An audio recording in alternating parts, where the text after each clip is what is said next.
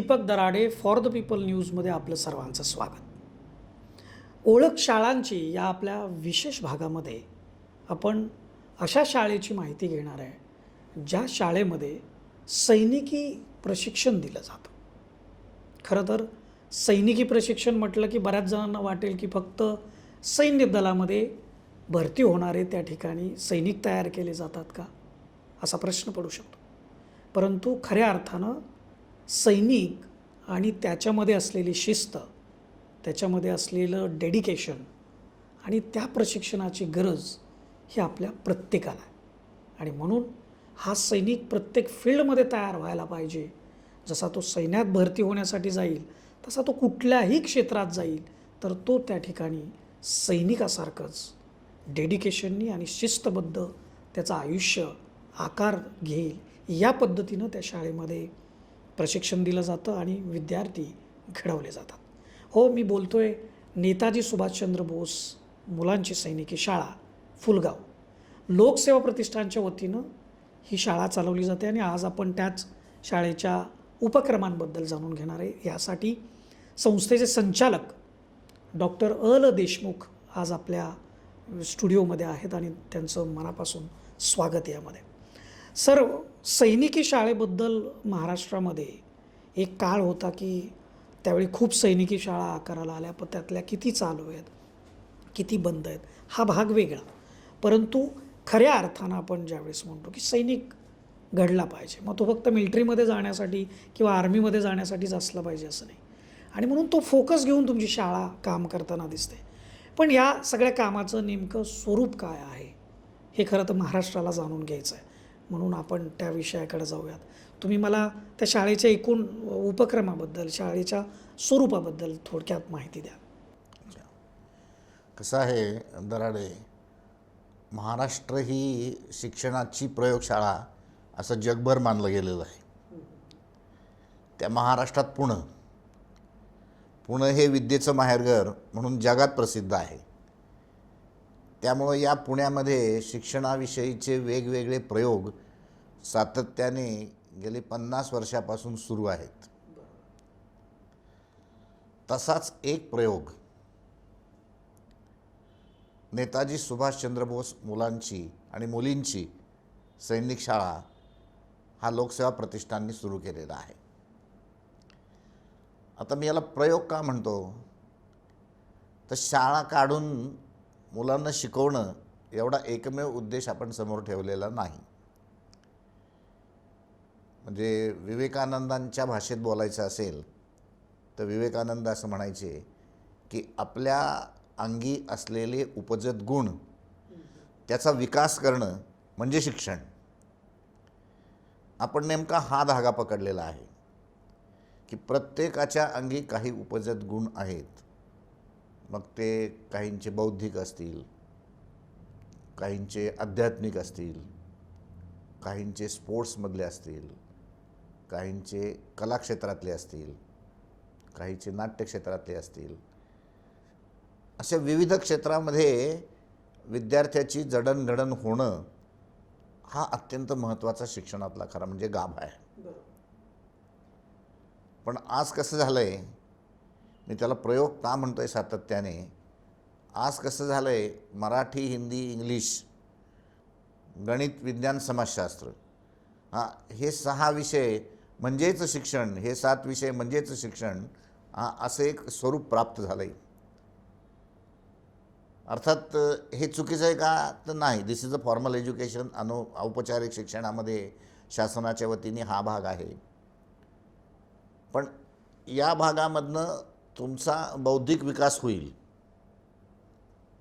पण बाकीच्या विकासाचं काय? तुमचा शारीरिक विकास व्हायला पाहिजे, तुमचं मानसिक जडणघडण व्हायला पाहिजे, तुमची भावनिक उदात्तता वाढली पाहिजे, तुम्हाला वेगवेगळ्या खेळांच्यामधनं संपूर्ण ज्याला कौशल्य प्राप्त म्हणतो ती कौशल्य प्राप्त झाली पाहिजेत. हा सगळा जो प्रकार आहे तो प्रकार बऱ्याचशा म्हणजे 90% शाळांच्यामधनं आज होताना दिसत नाही. त्या शाळा चूक आहेत का? नाही, अजिबात नाही. त्या शाळांच्यामध्ये फॉर्मल एज्युकेशन, औपचारिक शिक्षणावर जास्तीत जास्त भर आहे. समाजालाही पालकांनाही माझ्या पोराला 90% मार्क पाहिजेत. मग त्या 90%च्या नादामध्ये या इतर सर्व गोष्टी अनवधानाने शाळांच्याकडून विसरल्या जातात. नेताजी सुभाषचंद्र बोस बॉईज मिलिटरी स्कूलने काय केलं आहे, तर आपण एक नवा प्रयोग करून पाहतोय पुन्हा. आपण काय करतोय की 5 तास टीचिंग चालेल. त्याच्यामध्ये मग तुमचं हे फॉर्मल एज्युकेशन, औपचारिक शिक्षण, मराठी, हिंदी, इंग्रजी, गणित, विज्ञान, समाजशास्त्र हे उत्तम शिकवले जातील. त्यात कुठेही कॉम्प्रोमाइज नाही. त्याच्यासाठी उत्तम प्राध्यापक आपल्याकडे आहेत, उत्तम अध्यापक आहेत. त्यासाठी उत्तम वेगवेगळ्या क्षेत्रातले अनुभवी आपण व्याख्यान आयोजित करतो. म्हणजे फॉर्मल एज्युकेशनमध्ये कुठंही 0.01% सुद्धा आपण कमी नाहीत. पालकांच्या दृष्टिकोनातून मुलाच्या बाबतीतले हे विषयाचे मार्क पडणं महत्त्वाचं आहे. त्याला आपण कधीही कमी लेखलेलं नाही. आपल्याकडं साधारणतः आपण 10वीला 90%च्या वर कसे मार्क पडतील, 80%च्या वर कसे मार्क पडतील याची एक स्वतंत्र यंत्रणा तयार केलेली आहे. ती त्यांची पॅरललपणे सुरू आहे. नेमकं काय होतं त्या यंत्रणेमध्ये? कशा पद्धतीनं त्या मुलांना शिकवलं जातं? आता कसं असतं की 60-70% ना सर्वसामान्य विद्यार्थ्यांना मार्क पडतात. पण त्याच्या पुढं जायचं म्हटल्यानंतर मग उत्तरपत्रिका लेखन कौशल्य हा भाग आहे. त्याच्या पुढं जायच्यानंतर प्रत्येक विषयातले कॉन्सेप्ट क्लिअरन्स हा भाग आहे. त्याच्या पुढं जायल्यानंतर रिव्हिजन आहे. त्याच्या पुढं जायचं म्हटल्यानंतर सराव परीक्षा आहेत ना. या सगळ्या गोष्टी आपण 9वी, 10वी, 11वी, 12वी या सर्व वर्गांना सातत्याने वेगवेगळ्या व्याख्यात्यांची लेक्चर्स की ज्याच्यामधनं त्यांना अधिक उत्तम प्रकारे शाळेतल्या शिक्षकांनी शिकवलं आहे. पण ज्यांना HSC बोर्डाची माहिती आहे, SSC बोर्डाची माहिती आहे, त्यांनी आत्तापर्यंत अनेक वेळा उत्तरपत्रिका तपासलेल्या आहेत, त्यातले काही पेपर सेटर आहेत. मग त्यांचे अनुभव वेगळे आहेत. मग ते अनुभव या पोरांना ते देतात व्याख्यानाच्या माध्यमातून. त्यानंतर आपण 3 सराव परीक्षा घेतो. त्या सराव परीक्षेतनं मुलांची इतकी परफेक्ट तयारी होती की 80%चा मुलगा 90%ला आपोआप जातो ना. बरोबर. जे प्रॅक्टिकल प्रवाहामध्ये काम करणारी तज्ज्ञ मंडळी आहेत त्यांना त्या ठिकाणी तुम्ही विद्यार्थ्यांबरोबर इंटरॅक्शन करून देता. संवाद साधणं वगैरे हा झाला एक भाग. पण आपण योजना काय केलेली आहे, आपण म्हणलं ना की महाराष्ट्र प्रयोगशाळा आहे. आपण एक प्रयोग करतोय की 5 तास टीचिंग खणखणीत शिकवलं जाईल, विषयांची तयारी करून घेतली जाईल आणि 5 तास आपण स्पोर्ट्ससाठी खर्च करणार आहोत. या कोविड-19च्या काळामध्ये काय झालं, तुम्ही कोविड-19चा जर विचार केला ना तर त्याच्यामध्ये सर्वात मोठं नुकसान मुलांचं कुठलं झालेलं आहे, तर मुलं घरात बसलेली होती, त्यामुळे त्यांना खेळ मिळालेला नाही आहे. त्याच्यामुळं त्यांच्या मनामध्ये एक न्यूनगंड निर्माण झालेला आहे. दुसरं, कोविडच्या काळामध्ये मुलांच्यामध्ये भावनिक खूप नकारात्मक प्रक्रिया सुरू झालेल्या आहेत. मुलाची मानसिकता एक प्रकारे खच्चीकरण झालेलं आहे. म्हणजे कोविडचे आपण म्हणतो शिक्षण काही प्रमाणामध्ये आपण ऑनलाईन शिक्षण दिलं, त्यामुळे मुलांना शिक्षणाची सोय. पण ऑनलाईन शिक्षण म्हणजे काय, एका जागी बसून त्या छोट्याशा मोबाईलच्या स्क्रीनमध्ये बसून वगैरे बघणं, मुलांच्या दृष्टिकोनातून हे योग्य नाही आहे. म्हणजे मुलांना ते आवडत नव्हतं.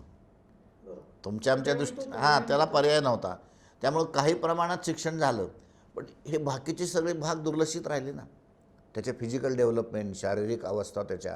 आता तुम्ही त्या ठिकाणी वेगवेगळ्या स्पोर्ट्सच्या माध्यमातून पण आता ह्या 5 तास आपण जे स्पोर्ट्सचे म्हणतोय, तर आपण नेताजी सुभाषचंद्र बोस बॉईज मिलिटरी स्कूलमध्ये काय केलं आहे, त्यांच्याकडं अद्ययावत ग्राउंड आहेत. म्हणजे महाराष्ट्रातल्या अशा फार बोटावर मोजण्याइतक्या शाळा आहेत की ज्यांच्याकडे टॉप ग्राउंड आहेत. नेताजी सुभाषचंद्र बोसचं सर्वात मोठं वैशिष्ट्य किंवा ज्याला आपण प्लस पॉईंट म्हणतो ते म्हणजे त्यांची मैदानं. क्रिकेटची इंटरनॅशनल मॅच घेऊ शकतात अशी मैदानं तिथं आहेत. हॉकीची म्हणजे जिल्हा पातळीच्या हॉकीच्या कॉम्पिटिशन्स NSBच्या मैदानावर झालेल्या आहेत. बास्केटबॉलची स्वतंत्र सोय आहे. त्यानंतर फुटबॉलची तर उत्तम सोय आहे. फुटबॉलला आपल्याकडचा विद्यार्थी नॅशनलला खेळायला गेलेला आहे. त्यामुळं आपण आत्ता काय करतो आहे की आपण आत्ता NSBमध्ये प्रवेश घेतलेल्या 5वीच्या मुलाला, मग तो कुठल्याही इयत्तेमध्ये प्रवेश घेऊ, त्याला हे जे आपण आता म्हणतो आहे फुटबॉल, बास्केटबॉल, व्हॉलीबॉल किंवा क्रिकेट किंवा हॉकी, यातल्या कुठल्याही एक खेळ त्याने निवडावा. त्याला जो आवडेल तो. हां, त्याला जो आवडेल तो खेळ त्याने निवडावा. मग त्याच्यामध्ये आपण त्याला पारंगत करणार आहोत. अभ्यासाबरोबर खेळाच्या माध्यमातून त्याला पारंगत करणे. तर खेळामध्ये कसं आहे, खेळामध्ये तुमची शारीरिक विकास होणार आहे, तुमचा मानसिक विकास होणार आहे, सामाजिक विकासाची प्रक्रिया स्वतः त्यात दडलेली आहे. कारण खेळामध्ये सगळी मुलं एकत्र असतात आणि ती एकमेकाशी खेळातनं बोलत असतात, खेळातनं आनंद मिळवत असतात. शिक्षणातला आनंदही त्याच्यामध्ये आहे. त्यामुळे एक खेळ कुठला तरी निवडावा. असे किती खेळ आहेत? आपण क्रिकेट, बास्केटबॉल, फुटबॉल, हॉकी हे 4 तर प्रामुख्याने आपल्याकडे उत्तम आहेत. देशी खेळाचे सर्व ग्राउंड्स आहेत. त्याला आपण कबड्डी, खो खो, लंगडी बिंगडी ह्या सगळे भाग तर आपले देशी खेळाचे उत्तम ग्राउंड आहेत. पण यावर्षी आपण काय केलं आहे, क्रिकेट, बास्केटबॉल, व्हॉलीबॉल, फुटबॉल आणि हॉकी हे 5 खेळ यापैकी कुठलाही एक निवडावा. आणि त्याच्यामध्ये त्यांना कोचिंग पण होणार आहे का? आपण त्यासाठी या प्रत्येक खेळाचे स्वतंत्र कोच आपण केलेले आहेत. केवळ कोच आपण केलेले नाहीत. आपण म्हणतो ना की 5 तास त्यांनी खेळात खर्च करायचा आहे, तो काही 5 तास ग्राउंडवर असणार नाही आहे. आपण तिथे अद्ययावत व्यायामशाळा उभी केलेली आहे. 1 तास मुलं व्यायाम करतील. समजा फुटबॉलसाठी कोणता व्यायाम पाहिजे ते तो कोच सांगेल. ज्यांनी फुटबॉल सिलेक्ट केलेला आहे तो त्या प्रकारचे व्यायाम करेल आणि त्या प्रकारचा फिटनेस प्राप्त करेल. त्याच्यानंतर तेवढ्यावर आपण थांबलेलो नाही आहेत. दर रविवारी या विद्यार्थ्यांच्या मॅचेस होतील. म्हणजे पुणे शहरातल्या सर्व शाळांना आपण संपर्क साधणार आहोत आणि त्या शाळेमध्ये हॉकीची टीम असेल, त्यांची हॉकीची टीम आणि आपली हॉकीची टीम हे आपल्या मैदानावर त्यांच्या मॅचेस होतील. कारण मॅचेसशिवाय त्या खेळातला आनंद मिळत नाही, मॅचेसशिवाय त्या खेळातली प्रगती कळत नाही. स्पर्धा ज्याला म्हणतात ना, त्या स्पर्धेतनं काही आपल्याला नकारात्मक बाबीचा विचार करायचा नाही आहे. तुम्ही पॉझिटिव्हली पाहिलं तर एक प्रवृत्ती टॉपची निर्माण होती. बरोबर. या सगळ्याबरोबर तुम्ही सैनिकी प्रशिक्षण पण देणार आहात तिथं, तर त्याचं स्वरूप कसं? हा एक अत्यंत तुम्ही महत्त्वाचा प्रश्न विचारला आहे की सैनिकी शाळा आहे, सैनिकाचं काय. एक तर काय, सैनिकी शाळा म्हणजे लोकांना वाटतं की लगेच तो सैन्यात जाणार. आपण काय केलेलं आहे, आपण NDAसाठी खास कोच ठेवलेले आहेत की त्या मुलांना आपण NDAची सिलेक्शन टेस्ट उत्तीर्ण होण्यासाठी स्वतंत्र मार्गदर्शन मिळतं. त्याच्यानंतर त्याची मॉक टेस्ट सर्वात महत्त्वाची असते NDAची एंट्रन्समधली, की लेखी परीक्षेमध्ये मुलगा उत्तीर्ण झाला तरी NDAला तो ओरलमध्ये आणि मॉक टेस्टमध्ये उत्तीर्ण होत नाहीत.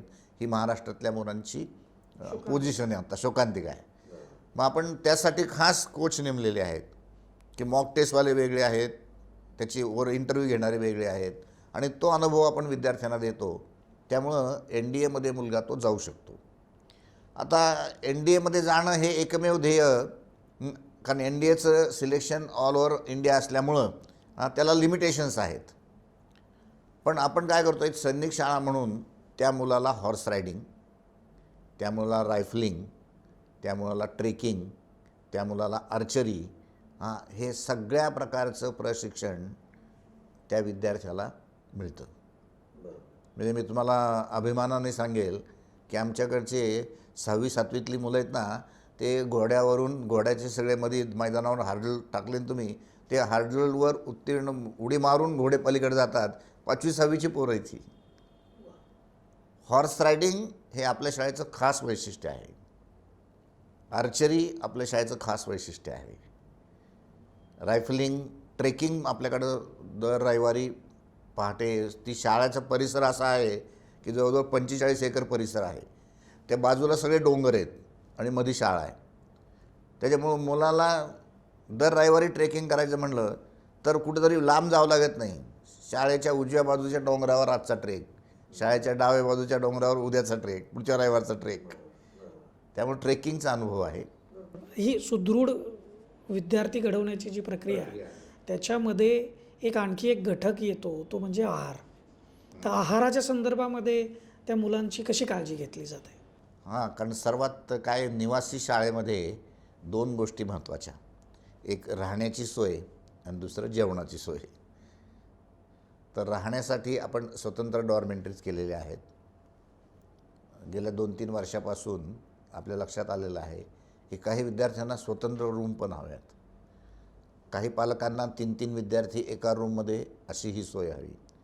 काही पालकांना एक मोठं हॉस्टेल आहे, तिथे 20 मुलांची सोय आहे, अशा प्रकारची पण आहे. या सर्व प्रकारची सोय आपण शाळेमध्ये केलेली आहे. एखादे पालक म्हणले नाही माझ्या मुलाला स्वतंत्र रूम मिळू शकेल का, आमच्या 3च मुलांसाठी एक रूम हवी, ती व्यवस्था आपण केलेली आहे. त्यामुळे आपली निवासाची व्यवस्था अत्यंत उत्तम आहे. त्याच्याबरोबर जेवण हा भाग अत्यंत महत्त्वाचा आहे. आपण एक अद्ययावत मेस आपल्याकडे आहे. एका वेळेला साधारणतः 200 मुलं जेवू शकतील अशी मोठी मेसची व्यवस्था आहे. त्यामध्ये स्वतंत्र त्यांचा आहार कॅल्क्युलेट केलेला आहे की सकाळी ब्रेकफास्टला काय द्यायचं, दुपारच्या जेवणामध्ये काय द्यायचं, 4 वाजता पुन्हा स्नॅक्स कोणती द्यायची, संध्याकाळी जेवण किती वाजता द्यायचं, काय द्यायचं, हा सगळा न्यूट्रिशनिस्टकडून, आहार तज्ज्ञांकडून पूर्ण डाएट कॅल्क्युलेट केलेला आहे. आणि त्या पद्धतीने आपण मुलांची सोय आहाराची उत्तम केलेली आहे. जो तिसरा चौथा जो एक घटक आहे ज्याबद्दल मी ऐकलं आहे की मुलं शिकत असताना तुम्ही त्यांच्या शारीरिक, मानसिक आणि म्हणजे बौद्धिक जे ॲकॅडमिक ज्याला आपण म्हणतो ह्या सगळ्या विकासाकडे लक्ष देताच आहात, पण त्या विद्यार्थ्यांचं व्यक्तिमत्वसुद्धा घडलं पाहिजे.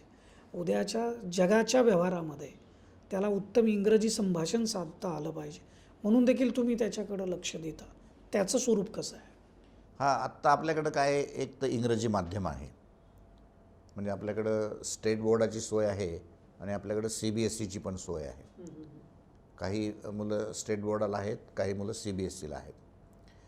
एक तर माध्यम इंग्रजी असल्यामुळं मुलांना इंग्रजी बोलण्याविषयी सर्वच तास त्यांचे इंग्रजीतनं होत असल्यामुळं मुलांना इंग्रजी संभाषण उत्तम प्रकारे जमतं आहे. पण हे सगळं असूनसुद्धा आपण 5वी-6वीच्या मुलांना खास स्पोकन इंग्लिशची वेगळी बॅच सुरू केलेली आहे की त्यासाठी वेगळे शिक्षक नेमलेले आहेत आणि ते वेगळे शिक्षक फक्त त्यांना स्पोकन इंग्लिश शिकवतील. एवढ्यावर आपण ते थांबवलेलं नाही आहे की 5वी-6वीच्या मुलांना म्हणजे शिक्षणाची आवड निर्माण व्हावी. तुम्ही आत्ता व्यक्तिमत्व शब्द वापरला. व्यक्तिमत्वामध्ये काय आहे, सर्वात महत्त्वाचं की त्या क्षेत्राची आवड निर्माण होणं हा पहिला महत्त्वाचा भाग आहे. मग शिक्षणाची आवड निर्माण होण्यासाठी या मुलांवर ज्याला आपण समुपदेशन म्हणतो, ती समुपदेशनाची सोय आपल्याकडे आहे. काही लोकांना वाटतं समुपदेशन म्हणजे आमचा पोरगा वेडा आहे की काय. आता त्या जुन्या कल्पना आहेत. तुमच्या मुलाला व्यक्तिमत्व विकास करायचा असेल तर त्याला काउन्सिलिंग अत्यंत आवश्यक आहे. मुलगा चांगलं बोलला पाहिजे, मुलगा चांगला वागला पाहिजे, मुलांनी स्वतः उत्तम राहिलं पाहिजे. ह्या सगळ्या गोष्टी आहेत ना, त्या व्यक्तिमत्वाच्या अविभाज्य घटक आहेत. त्याचबरोबर तुम्ही म्हणजे विद्यार्थ्यांना आजूबाजूचा परिसर समजावा किंवा आपला महाराष्ट्र कळावा, आपली संस्कृती कळावी, आपला इतिहास, भूगोल त्याला समजला पाहिजे, म्हणून काही सहलींचं सुद्धा नियोजन करता. आपण काय केलेलं आहे, क्षेत्रभेटी त्याला आपण म्हणतो की सहल 1 दिवसाची सहल, 4 दिवसाची सहल, 10 दिवसाची सहल, अशा त्या सहलीच्या प्रक्रिया आहेत. आपण काय केलेलं आहे, आपण सहल न म्हणता आपण क्षेत्रभेट म्हणतो. आपण क्षेत्रभेट हा टाईमटेबलमधलाच प्रोसेसचा भाग केलेला आहे. म्हणजे मुलांना एखाद्या इंडस्ट्रीमध्ये नेऊन ती इंडस्ट्री दाखवणे की त्या इंडस्ट्रीचं काम कसं चालतं, आता संपूर्ण डिजिटलायझेशन कसं झालेलं आहे, रोबोटच्या माध्यमातून काम कसं चाललेलं आहे. हे एकदा मुलांना बघितल्यानंतर मुलांचं कुतूहल जागृत होतं की सर या इंडस्ट्रीमध्ये तर माणसंच नाही आहेत पण काम तर चाललेलं आहे. मुलाच्या मनातलं कुतूहल निर्माण करणं हा त्या क्षेत्रभेटीचा उद्देश आहे. आपण त्यांना सकाळ प्रेसमध्ये घेऊन जातो, आपण त्यांना पुणे विद्यापीठामध्ये घेऊन जातो, आयुकात घेऊन जातो, सिंहगडावर घेऊन जातो, ब्लड बँकेत घेऊन जातो. अशा ज्या विविध प्रकारच्या संधीत उद्या कुंभारवाड्यात जायचं म्हटले पोरं ना, आता आपण त्यांना कुंभारवाड्यात पण घेऊन जातो. पोरं कुंभाराच्या तिथं जाऊन मातीत नाचून माती मळायचा प्रयत्न करतात, त्यांचा अनुभव आहे. आपण त्यांना भात शेती लावायला भात शेतीवर घेऊन जातो. म्हणजे अशी सगळ्या प्रकारची एकदम प्रॅक्टिकल तुम्ही एज्युकेशन त्यांना कसं मिळेल आणि एक उद्याच्या भविष्यातला हा सुजाण नागरिक कसा परिपूर्ण होईल या संदर्भामध्ये तुम्ही हा सगळा जो प्रयत्न आहे तो सुरू आहे. हे होते देशमुख सर आपल्याकडं आणि लोकसेवा प्रतिष्ठान संचलित नेताजी सुभाषचंद्र बोस मुलांची आणि मुलींची सैनिकी शाळा. नेमकं स्वरूप काय, 45 एकर निसर्गरम्य परिसरामध्ये ही शाळा आहे. माजी आमदार दीपक पायगुडे यांनी ती सुरू केलेली आणि उत्तम नागरिक घडवण्याच्या दृष्टिकोनातून सर्वार्थानं हे प्रयत्न होत आहेत.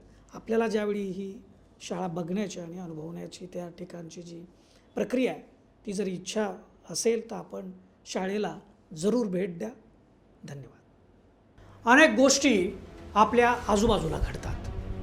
या घडलेल्या घटनांचा अर्थ, पडद्यामागे घडलेल्या घटनांचा अन्वय अर्थ उलगडून मांडणारा, संबंधित क्षेत्रातील जाणकार आणि तज्ज्ञांना मुद्द्यावर बोलतं करणारा माझ्यासोबत पाहायला विसरू नका. मुद्द्यावर बोलू, फक्त फॉर द पीपल न्यूज.